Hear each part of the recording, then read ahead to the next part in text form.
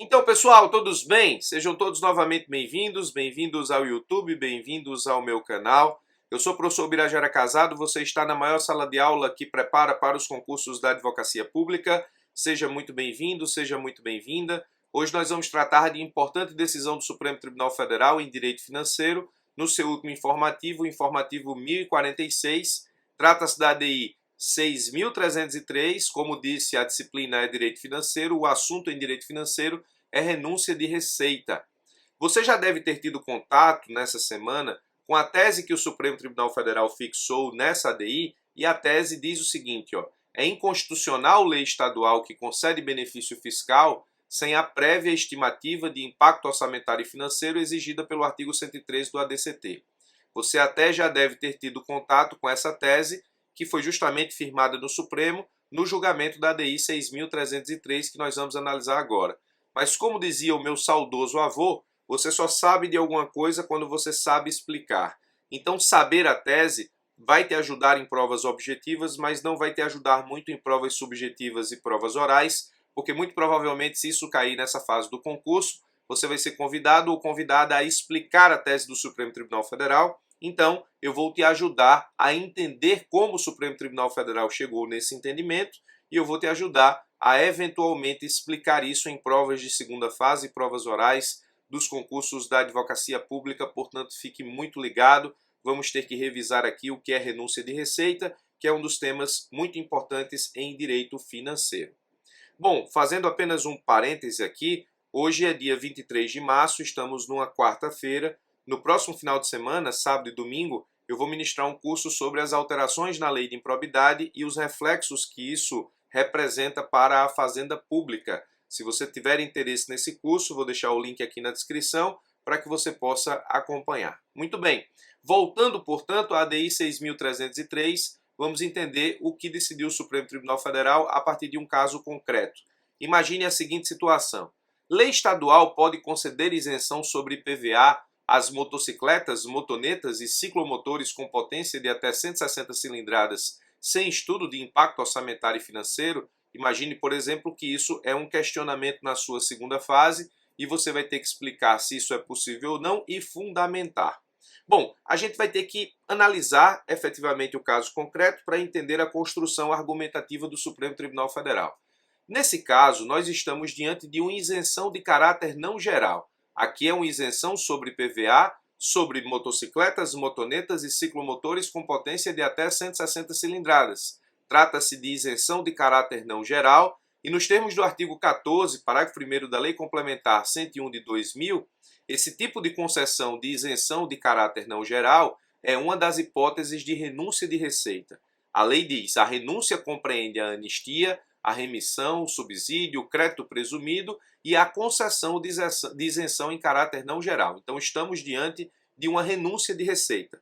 Ora, nós estamos diante de uma renúncia de receita, o próximo passo é saber quais são os requisitos legais para que eu possa renunciar receita enquanto poder público. Então, nós temos que estudar o artigo 14 da Lei Complementar 101 de 2000. Perceba que esse regramento é desde 2000. Atenção, porque isso vai ser importante para entendermos os próximos passos. Bom, quais são os requisitos para a renúncia de receita? Os requisitos são 3, 2 fixos, um alternativo. Presta atenção, a renúncia de receita só pode acontecer se ela estiver acompanhada de estimativa do impacto orçamentário e financeiro no exercício em que deve iniciar sua vigência e nos 2 exercícios seguintes. Esse é o primeiro requisito para a renúncia de receita. O segundo, ela precisa atender ao disposto na Lei de Diretrizes Orçamentárias. Segundo requisito, fixo. Um terceiro requisito é alternativo. Para a renúncia de receita, para que ela aconteça, é preciso ainda o atendimento de uma das seguintes condições. A primeira condição, essa renúncia precisa estar prevista na estimativa de receita da lei orçamentária, ou seja, ela já precisa ser contabilizada na lei orçamentária como estimativa de receita. A renúncia de receita precisa ter sido estudada como, nesse caso, receita na lei orçamentária atual. Se isso não aconteceu, portanto, se essa renúncia de receita ela acontecer em grau de novidade, se ela já não estiver prevista na lei orçamentária, ela só vai poder ser realizada se ela estiver acompanhada de medidas de compensação. E essas medidas de compensação precisam acompanhar o mesmo tempo do estudo do impacto orçamentário e financeiro, ou seja, no exercício que iniciar a vigência da renúncia de receita e nos 2 seguintes. Então, se ela já não estiver prevista na lei orçamentária, se for uma renúncia de receita em grau de novidade, ela precisa estar acompanhada de medidas de compensação no exercício em que deva iniciar sua vigência e nos 2 exercícios seguintes. Quais são essas medidas de compensação? Elas acontecem por meio de aumento de receita proveniente da elevação de alíquota, ampliação da base de cálculo, majoração ou criação de tributo ou contribuição. Se o Estado vai abrir mão por um lado, renunciando receita, ele precisa compensar por outro, se essa renúncia de receita já não estiver na lei orçamentária, ou seja, se ela acontecer em grau de novidade. A lei ainda diz que a renúncia só vai entrar em vigor quando implementadas as medidas de compensação. Então, esses são os requisitos para a renúncia de receita previstos no artigo 14 da Lei Complementar 101 de 2000, regramento desde 2000. Esse dispositivo legal ainda diz que esses requisitos não se aplicam para 2 situações: a situação de extrafiscalidade e quando o poder público vai renunciar à receita em que ele vai ter que gastar mais para cobrar do que o valor que ele tem para receber. Então não se aplicam esses requisitos para renúncia de receita a partir da alteração de alíquota de imposto extrafiscal, e aí eu estou falando do imposto de importação de produtos estrangeiros, do imposto de exportação para o exterior de produtos nacionais ou nacionalizados, do imposto de produtos industrializados e do imposto sobre operações de crédito, câmbio e seguro ou relativas a títulos ou valores mobiliários. Esses impostos, a alteração da alíquota tem caráter extrafiscal e não precisam se submeter às condições para renúncia de receita, e quando o poder público vai cancelar débito cujo montante seja inferior aos respectivos custos de cobrança, ou seja, se o poder público vai gastar mais para cobrar do que tem para receber, ele pode renunciar sem as condições estabelecidas pela Lei Complementar 101 de 2000. Preste bastante atenção, portanto, aos requisitos para a efetivação da renúncia de receita.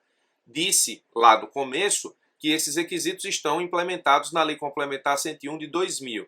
Quando foi em 2016, a Constituição Federal passou a ter no seu ADCT o artigo 113 com a seguinte redação: a proposta legislativa que crie ou altere despesa obrigatória ou renúncia de receita deverá ser acompanhada da estimativa do seu impacto orçamentário e financeiro.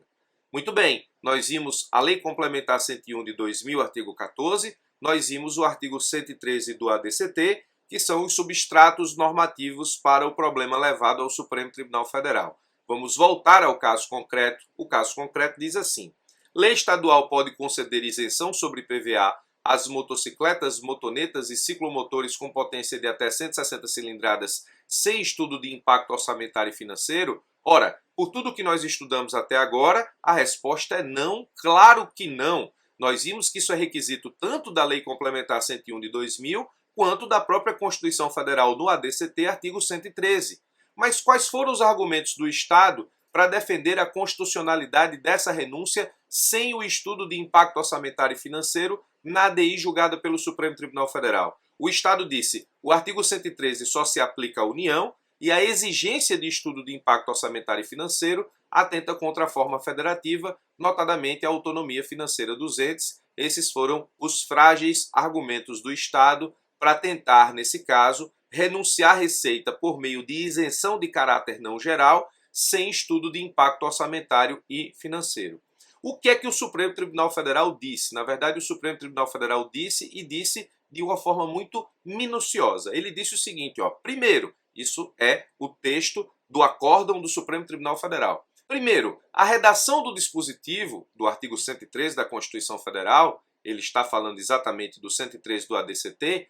Primeiro, a redação do dispositivo não determina que a regra seja limitada à União, sendo possível sua extensão aos demais entes. Segundo, a norma, ao buscar a gestão fiscal responsável, concretiza princípios constitucionais como a impessoalidade, moralidade, publicidade e eficiência. Terceiro, a inclusão do artigo 113 do ADCT acompanha o tratamento que já vinha sendo conferido ao tema pelo artigo 14 da Lei de Responsabilidade Fiscal, a Lei Complementar 101 de 2000, aplicável a todos os entes da Federação. Então, o Supremo Tribunal Federal explicou aqui em 3 atos exatamente por que o artigo 113 se aplica a estados e municípios. Continua o Supremo dizendo o seguinte, com base no artigo 113 do ADCT, toda proposição legislativa, seja ela federal, estadual, distrital ou municipal, que crie ou altere despesa obrigatória ou renúncia de receita, deverá ser acompanhada da estimativa do seu impacto orçamentário e financeiro, em linha com a previsão do artigo 14 da Lei de Responsabilidade Fiscal, que eu expliquei na forma de tabela acerca dos requisitos da renúncia de receita.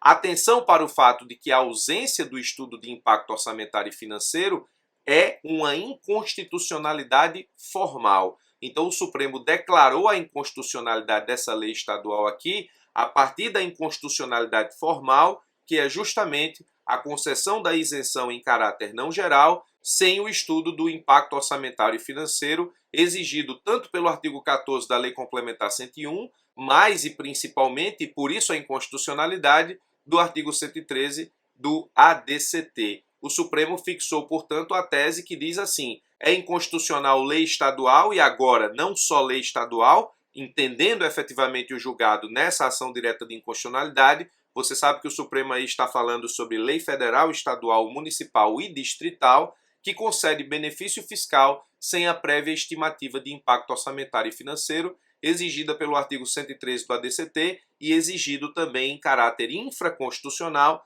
pelo artigo 14 da Lei Complementar 101 de 2000. E aqui eu simplesmente transcrevo a legislação prevista na Lei de Responsabilidade Fiscal, artigo 14, que eu expliquei ali em cima na forma de tabela, apenas para que você possa ter aqui, nesse caso, o registro da lei infraconstitucional que regula o tema. Então, no caso concreto aqui, o Estado pode conceder isenção em caráter não geral de imposto sem o estudo de impacto orçamentário e financeiro? A resposta é não. Nem Estado pode, nem município pode, nem DF pode, nem União pode.